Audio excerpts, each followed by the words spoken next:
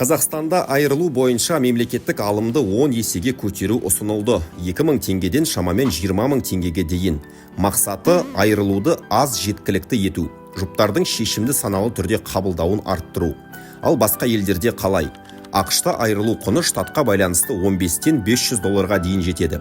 Германияда 450 еуродан жоғары. Түркияда жай $10 жуық. Үндістанда шамамен $5. Алайда процесс жылдар бойы созылуы мүмкін.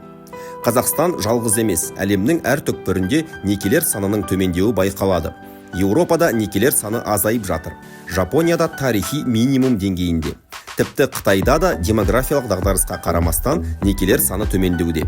Сарапшылар былай дейді: бұл тенденция экономикалық тұрақсыздық, индивидуализмнің өсуі және отбасының рөлінің өзгеруімен тікелей байланысты.